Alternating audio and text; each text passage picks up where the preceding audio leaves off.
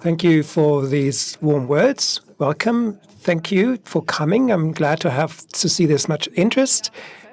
And I have, in the last year, accompanied and met cybercriminals.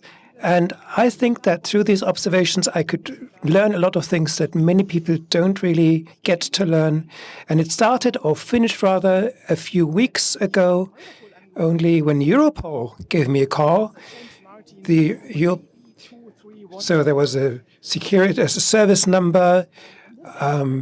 He had to talk English because, of course, it was Europol and the FBI is listening. So we had to talk English. Is the sound working?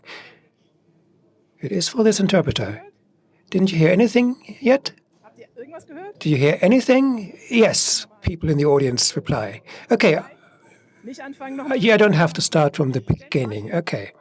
James Martin, Europol officer, was very strict with me and said that, please, could you just get out of the large office and get into a private room?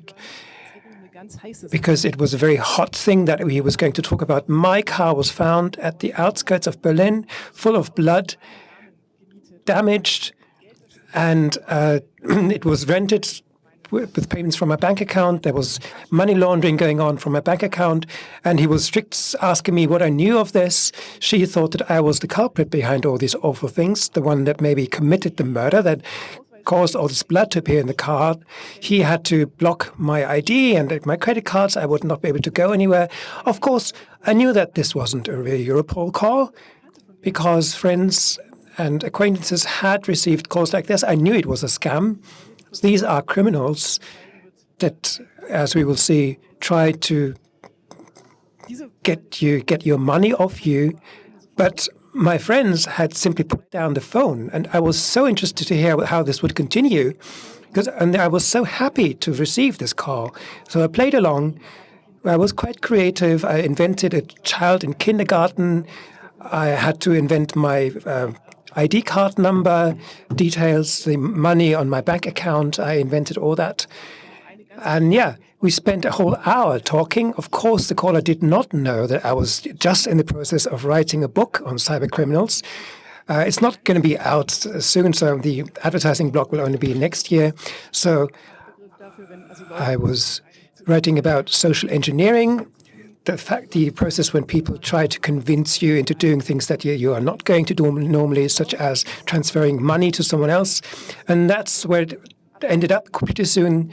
James Martin was connecting me to other very strict Europol colleagues, trying to find a secure way for me to swiftly transfer my money to a certain account in order to secure my money from these bad criminals, these bad actors who were abusing my identity to do awful things. So there was a very secure account that I had to use. And I said, yeah, sure, I'm going to do all this. Please help me. It's terrible. So he's told me, please Google TeamViewer. And maybe you know this. TeamViewer is a program that people actually use to help other people on their computers, because they then can connect to your computer over the internet and remote control it. And that was the objective that James Martin had as well. And he would then quite easily, quite directly have emptied my bank account.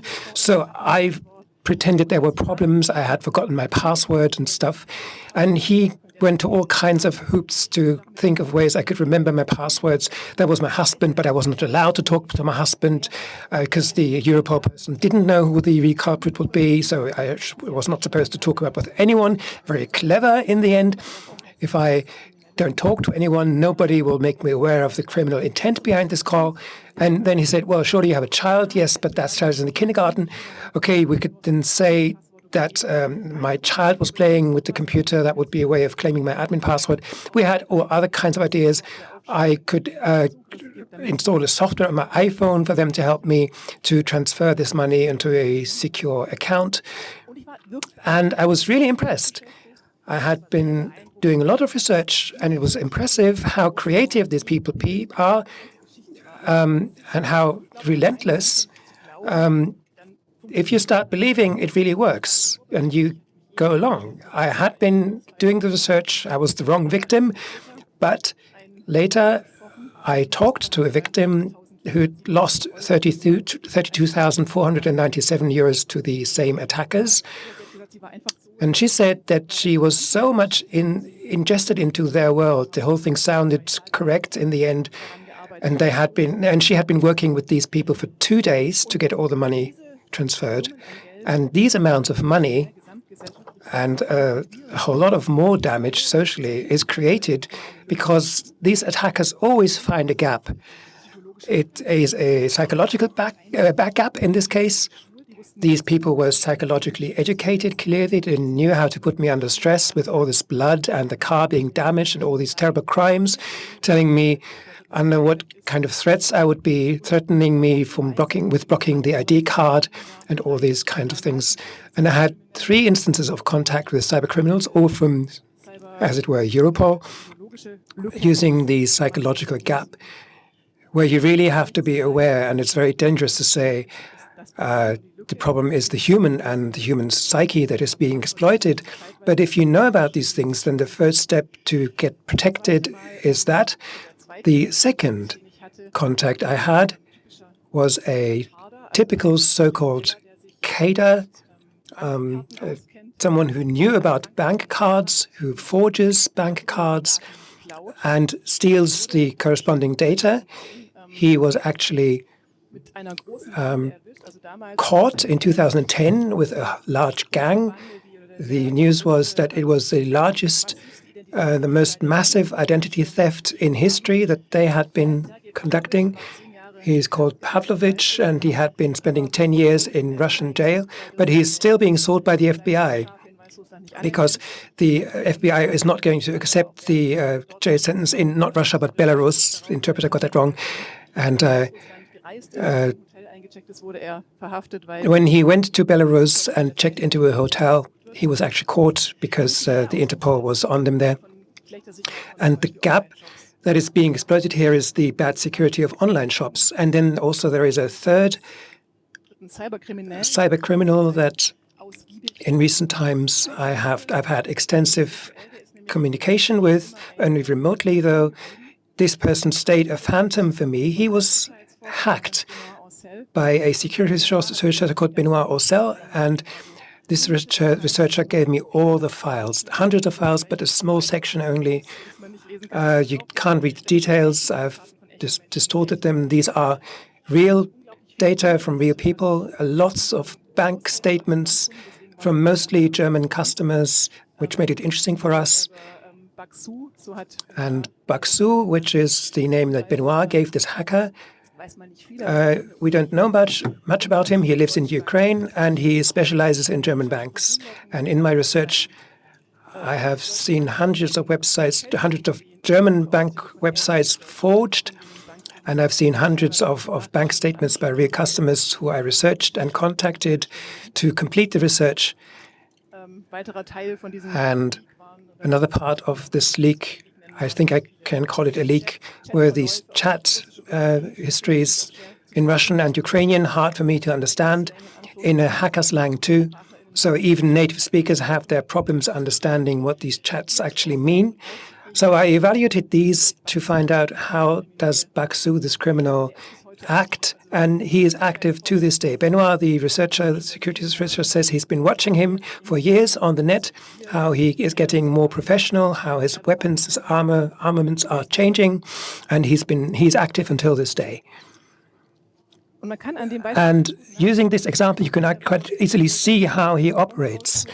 The bank statement that was in the data, you can see that a lot of money was sent in individual step. Baksu gets access to the computer of the victim. This is a bank statement from a victim I've talked to. Baksu got the access to the computer, probably through a fake hotspot. The victim was in Russia on a work trip and logged in through a fake hotspot, and Baksu also manages to send emails with fake fraudulent links that then puts the banking Trojan horses on the computer of the victims, and that reads the access data. So that was the first step from the actor that acted upon the task, got tasked by Baksu to act. And so Baksu doesn't work alone. He has a lot of helper and other helpers that support him. And in evening at 10 p.m., they managed to get access to the victim. The victim managed to create a transfer shortly before. Then shortly after, the Baksu went on the computer of that, logged onto the computer of that computer. And the bank thought the legitimate customer was still just continuing with their online access, with their online banking. The victim went to sleep, and so the limit was, in this case, 10 million euros, and the thousands of euros were stolen. So he started in the evenings. The victim had 10 accounts in one account from his family, his children, his wife. He managed to sort and exceed or get up towards the transfer limit, and started to purchase at Cyberport, MediaMarkt, lots of fake products, and then sent money, transferred money to Skrill Limited, for example. This is a payment service provider, and they managed to transfer multiple amounts of instances of 5,000 euros. So I was afraid that the bank might have a break in there to limit the transactions to 5,000 a day. So during that day, the next morning there was minus 1,100 euros, and I asked the bank, "Didn't you find this weird?" And the bank said, "Yes, we wondered whether this was correct in the next day, but we didn't reach the victim. And before, making the victim mad, we let it go. And only as MediaMarkt called us and said we have weird transactions, they started stopping it. But then it was obviously too late, and the Skrill, especially transfers were have been transferred through multiple additional steps. And I talked to some investigators, and they said, yes, it goes through 3-4 steps and then ends up in Ukraine, and then you can't get towards that. So you find out that you can't have almost no chances. You can try and ask the Ukrainian authorities for help, but the chances are very, very low. And then I asked the bank, how is this? This is 3 years ago. Do you have artificial intelligence doing pattern recognition that apparently banks use to identify patterns? Today we have totally elaborate systems, because that turned out to be very relative. We'll show you later that. And I asked myself, how does this happen? Because it's being sent to an address, and I wondered, do these things, how do these things get sent to this address? And there's an interesting video by Kylie Scott on YouTube that was one of these addresses, and I assume she's quite educated, and still she didn't understand. She still didn't understand the new this scheme. So she got an email that is paid well. So the only job is to take to receive packages and then unpack them and continue to send them forward. And then suddenly the police stood in front of a house and and talked to her, because she had sent it to intermediary vendors. And a lot of people just fall for this and think this is a legitimate job. And this is what the helpers and helpers from Baxo do. He paid a lot of people doing these kind of jobs and transfer the money onwards that he got. And Baxo himself, I accompanied him for so long. I saw so many chats. I tried to understand what he does. I didn't find in these thousands of data. I only found one private photo. It doesn't say very much. He remained a phantom for me. We know he lives in Ukraine. We know he has access to a lot of Ukrainian hackers. And when I did, at least last year, when I did the research, and Renoir, the researcher from that region, said that from that region, Belarus, Ukraine, Russia, there's a lot of cyber attacks because they aren't prosecuted there. So there's official guideline by the Russian state that if you don't attack Russian citizens, you're going to be fined. So there's a tool that they use. They try to find out whether there's a Russian keyboard used, and then in that case they don't attack these people, and they make sure that the Russian state is not persecuting them. So there were many long chats. You can see one of these, but this went on much longer. And here the cybercriminal speaks with Lemon, someone who Benoit told me was one of the best in the scene, the best sellers of infections. And of course, our criminal buys infections, buys infected computers, and he would then negotiate terms. And during my research, I could see how he became more and more professional. Like a company manager, he had this armada of people that he employed and that did money laundering for him, for example, and would live transfer the money. As we've seen in that case, you have to be up from 10 at night into the morning. You have to be up all night and move this money around all the time. And he is very much obsessed with detail and wanted to get everything exactly right.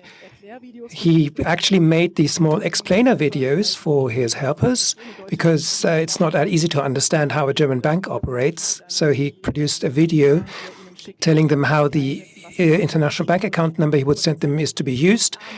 And he always told them, these A with 2 dots, these A umlaut, you have to use that because that is the German banks have to get the right characters in German names. And he actually employs a programmer who would then update his own Trojan all the time, because as the antivirus programs develop and recognize his Trojan, he has to make changes.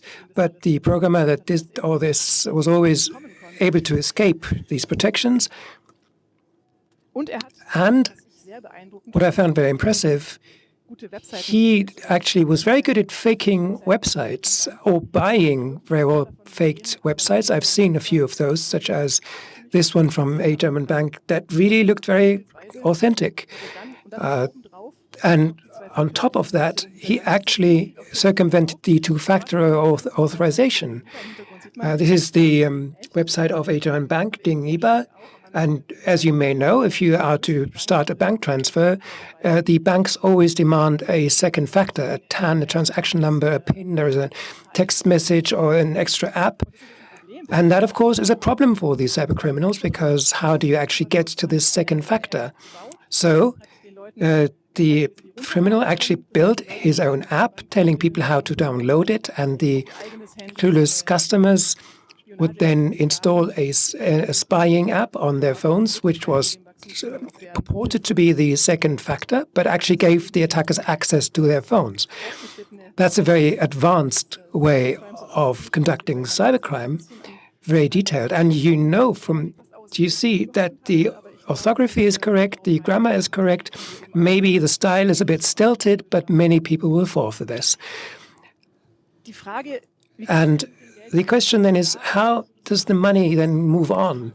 It has to arrive at legitimate bank accounts eventually. Why is it so hard for the investigators to actually get hold of these people? Why can't they make any progress? And during my visit to Moscow, I was able to shed some light on this.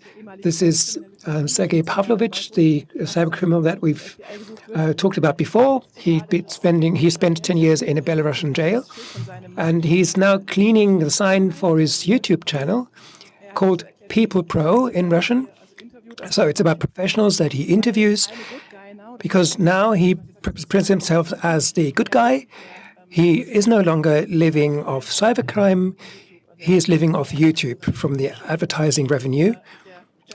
And the channel is called Louis Pro, and he actually makes a lot of money with that. He can live off it.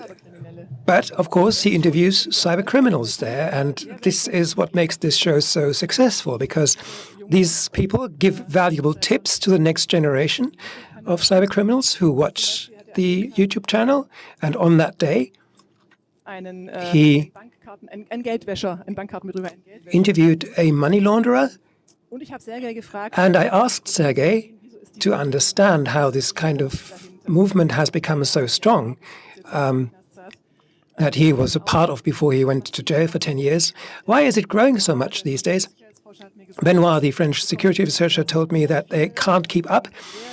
There are so many young criminals entering the field that use every single gap that we leave open for them, and we often don't find these gaps in time. And he said, okay, well, this is turbo capitalism. That is what Sergei grew up with. And he said it's a kind of patriotism.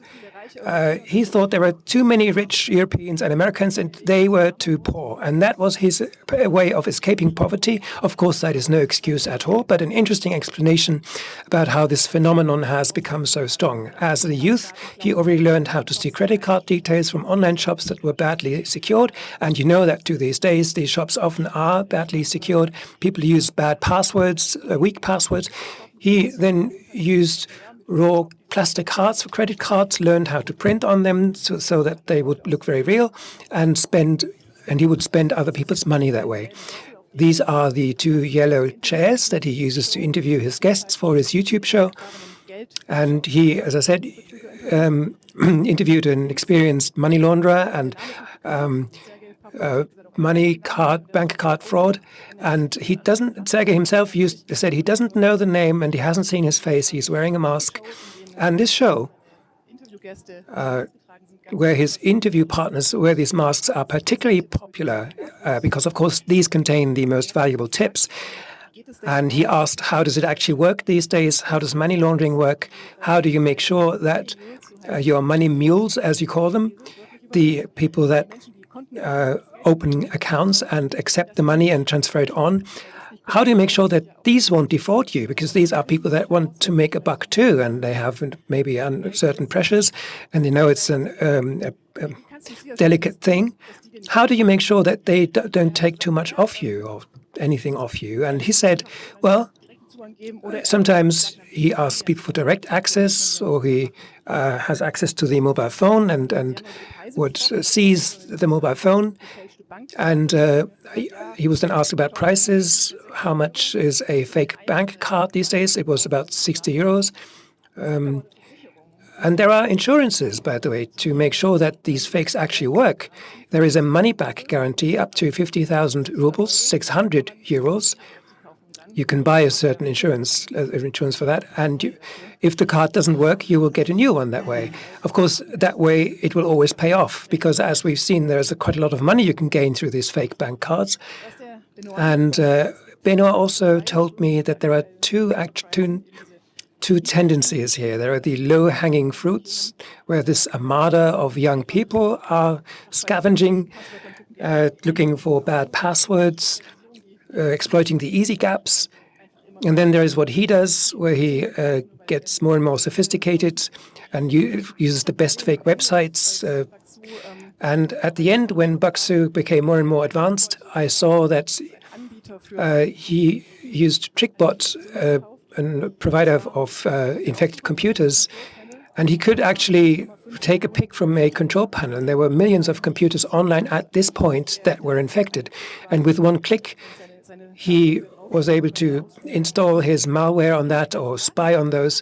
And all the database, there are many more. It was just 1.5 million online computers at the time. So that is expensive. Benoit said that this is probably about $50,000 a month, this kind of access to TrickBot, but it's worth it because you can make a lot of money that way and gain a lot of money. And another very new trend are these Europol calls, social engineering versus Trojans. People don't actually have to go to the trouble of buying any infections and programming a Trojan that would escape an antivirus program because that gets more and more difficult.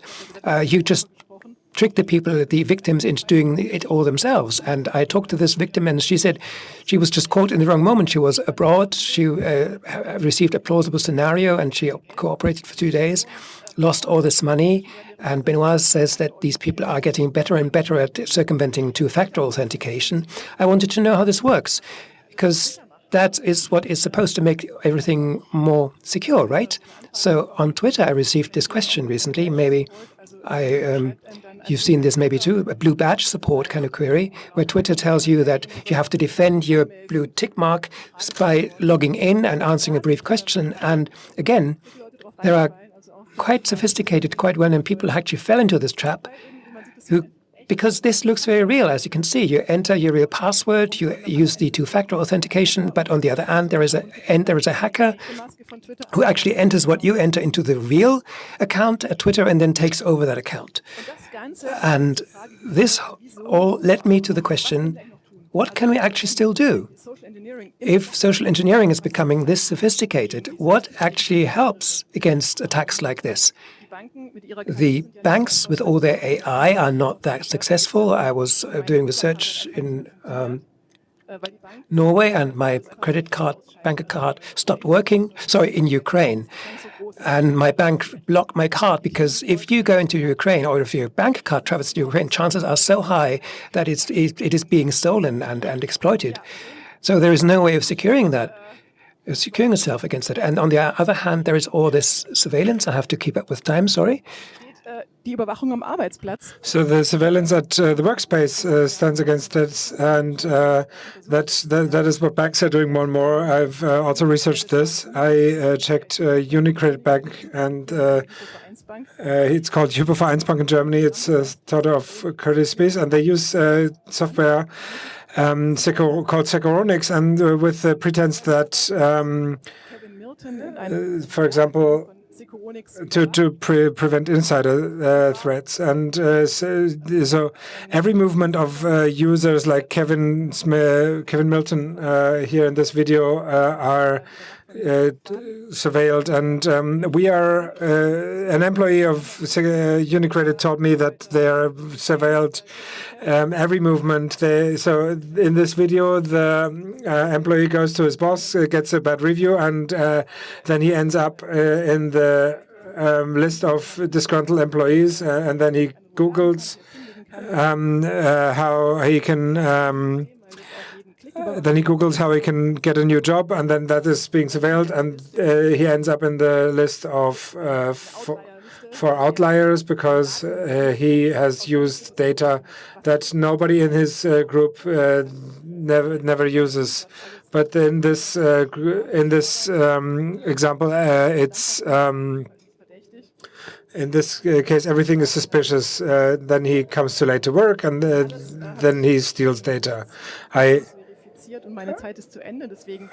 verified this with a court order, and the court order, the court Überwachung der eigenen Mitarbeiter noch unbegrenzten Art und Weise. The court stated that you can't prevent attacks from the outside with the surveillance of your own employees, and that's why we close the wrong loopholes, we are surveilling the wrong people, and that's why individuals lose amounts like 32,000 euros, and we are looking for the wrong holes, and who profits are guys like these. Thank you very much.